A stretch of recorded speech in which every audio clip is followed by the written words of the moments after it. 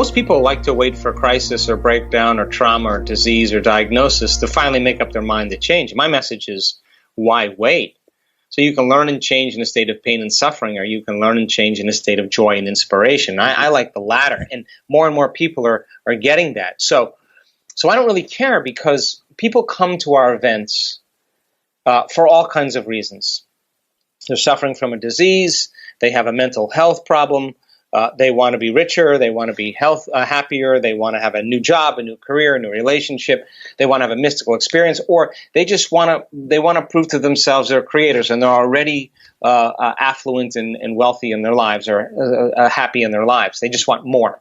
So knowledge is the precursor to experience. Yep. The more knowledge you have, the more prepared you are for an experience. So then, how do we get more people out of living in their past and living in their future? Well, think about the hormones of stress. When you are under stress and that sympathetic nervous system is switched on, you're going to narrow your focus on the cause, whatever it is. So then as you narrow your focus on matter, if it's a person, it's an object, it's a thing, it's an animal, it's a place, all of your attention is being directed towards something in your outer world, right?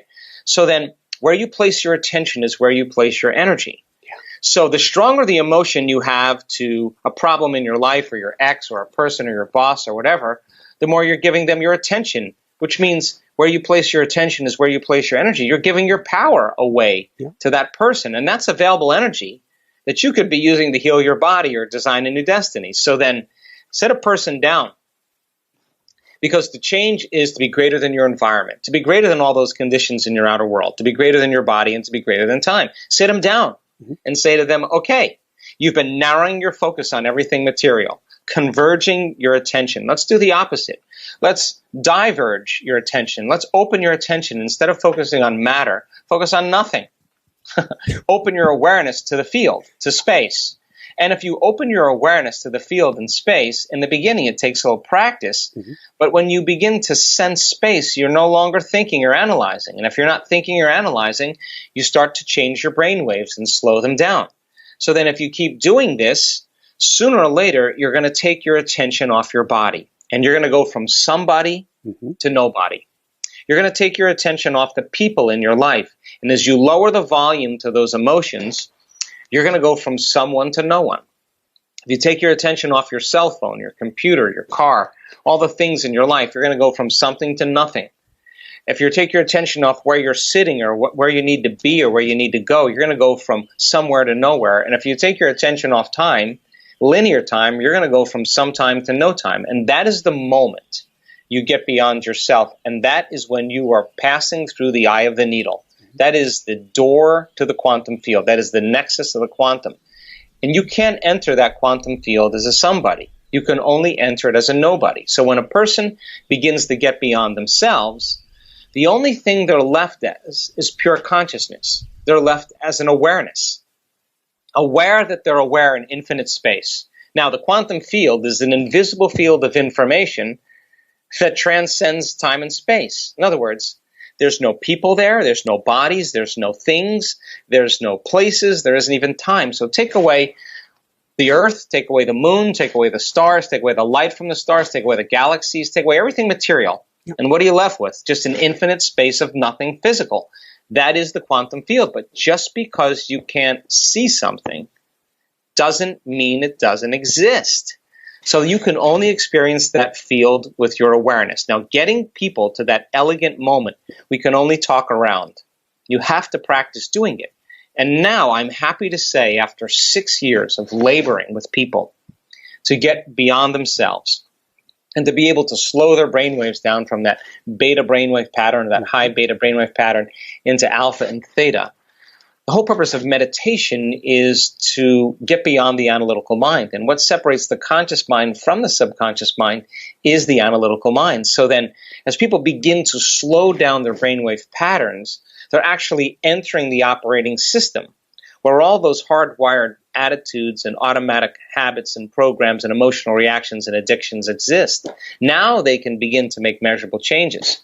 So then if you take a group of people and you work with them to get beyond themselves, there's going to be an enormous amount of chaos that's going to be created in the brain and the body, and they're going to want to quit, and they're going to give up, and they're going to get frustrated. But if I give them another opportunity, they're going to do it again. If I give them another opportunity, sooner or later, they're going to finally surrender. And when they do, they're going to connect to that field. And it's the most familiar, unfamiliar feeling you'll ever have. It's a level of coherence or order, because as you get closer and closer to that field as an awareness, you experience greater and greater degrees of oneness and wholeness and less separation. So if you feel less separate from your dreams, then you feel like you already have them. You're no longer in want or lack. You feel whole. And when you feel whole, you can't want, because you feel like you have everything. And that is the perfect place to create from. And so we've worked, Michael, so hard in helping people to get to these points. And I'm so happy to say that when we're doing these week-long events now, I never, ever in my life thought I'd be witnessing what I'm witnessing in terms of changes in health and mystical experiences. And you can't tell me now you're too old to do this. You can't tell me that now. Can't tell me you're too sick to do this. Can't even tell me that, because I've seen all kinds of ages and all kinds of sick people really reverse some very serious health conditions. You can't tell me you had a turbulent past and you can't change, because I've seen some people with some really turbulent pasts get beyond it. I've seen people that were out of shape, overweight, underweight, vegetarians, carnivores. I've seen it happen in all different sizes, shapes, and people. And the beauty behind it is that it's inclusive, and it's happening more and more. One of the things that we do is we teach people that very simple meditation of finding the elegant sweet spot of the generous present moment.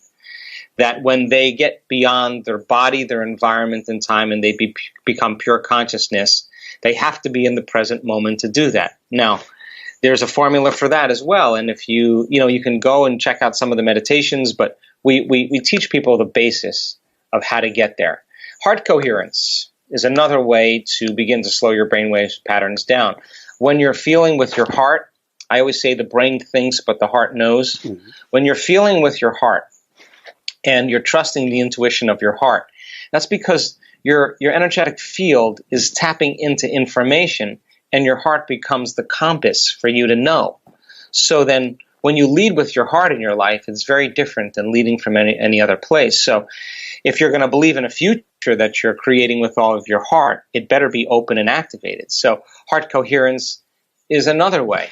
We have certain breathing techniques that we teach people that help to slow their brainwave patterns down to get into that place. But I mean, there's many ways to go about it. But the key is that you do it. Because if you don't do it, you're probably not going to experience the benefits. And just like any skill or any habit, in the beginning it takes a lot of conscious effort, but then once you get good at it, then you can do it automatically. And we have people in our work that we've measured their brain wave patterns. They can change their brain waves in 4 seconds, 5 seconds, 9 seconds, 12 seconds. It's not like, hey, I'm getting to the quantum field before you. It's more like, I know how to do this. I've been doing it. I know how to get there. It's a skill. And that becomes highly effective and important when you're at a balance and you need to make your way back to balance. Our community just naturally says, excuse me, I'm going to take a few moments and get centered here.